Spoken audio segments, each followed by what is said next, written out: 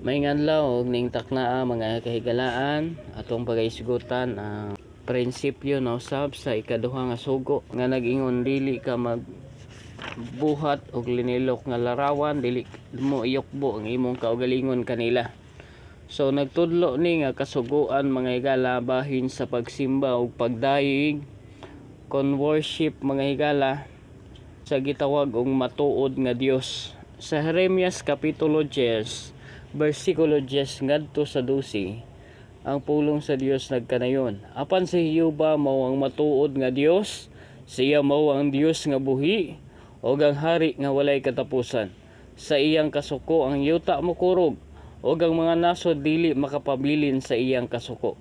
Mao kini ang igaingon ninyo kanila, ang mga Dios nga wala magbuhat sa kalangitan ug yuta, kini mga hanaw gikan sa yuta o gikan sa ilalom sa kalangitan. Gibuhat niya ang yuta pinaagi sa iyang gahom, gitukod niya ang kalibutan pinaagi sa iyang kinaadman, gibuklad ang kalangitan pinaagi sa iyang salabutan. Ito masabtan dinhi mga higala nga ang angay simbahon kadtong magbubuhat, kadtong nagbuhat sa langit ug yuta, ug dili kadtong mga butang nga binuhat lamang. Tungod kay kadtong mga binuhat lamang, mga hanaw di ay dili magapabilin sa walay katapusan.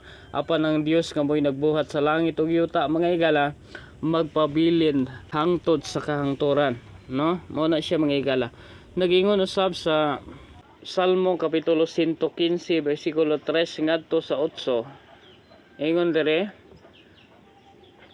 ang ilang mga Diyos mao ang salapi ug bulawan, binuhat sa mga kamot sa mga tawo. Sila adunay baba apan sila dili makasulti. Sila adunay mga mata apan sila dili makakita. Adunay mga igdulungog sila apan sila dili makadungog. Sila adunay mga ilong apan sila dili makapanimaho. Sila adunay mga kamot apan sila dili makahikap. Sila adunay mga tiil apan sila dili makalakaw. Ni makasulti sila pinaagi sa ilang tutunlan. Ang mga nanagbuhat kanila naisama kanila. Oo, sama kanila ang tagsa-tagsa nga mosalig kanila. So mo na giingon mga higala nga kadtong mga Dios nga gibuhat lamang og tao, dunay mga part sa lawas nga gibuhat usab apan ang mahitabo mga higala walay function, no?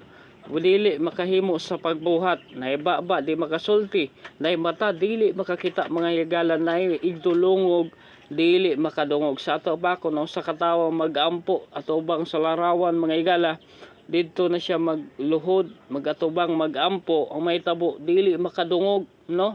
Nagampo siya pero ang iyang giampuan di makadungog mga higala. So ato na nga masabtan. Apan ikinahanglan nato nga pagasimbahon, atras lang tagamay sa bersikulo 3 ka bersikulo 4 man tong atong gibasa. Ingon dere, apan ang among Dios anaa sa mga langit, gibuhat niya ang tanang nakapahimuot kaniya. Ang tinuod gyud nga Dios mga higala naa sa langit, gibuhat niya ang tanang nakapahimuot kaniya mga higala. Dili kay siya'y binuhat kundi siya'y magbubuhat. Ingon usab sa Pinadayag kapitulo 14 bersikulo 6 ngadto sa 7, og nakita ko ang laing manulunda nga naglupad sa taliwala sa kalangitan, og kini siya may gidalang walay katapusang maayong balita aron imantala ngadto sa mga nanagpuyo sa yuta, sa tanang kanasuran og kabanayan og pinulungan og katawhan.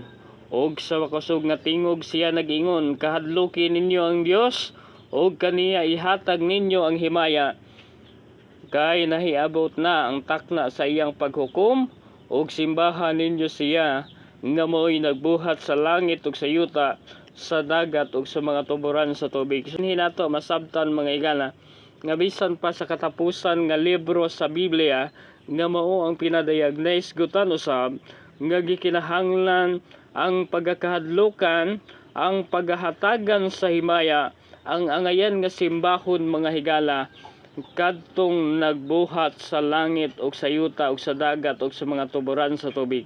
Mo na ikaduha nga sugo, nagtudlo kanato sa pagsimba, pagdayeg mga higala ngadto sa matuod nga Dios, dili sa mga butang nga hinimo lamang tao. Mayong adlaw ug ang Dios magapanalangin kanatong tanan.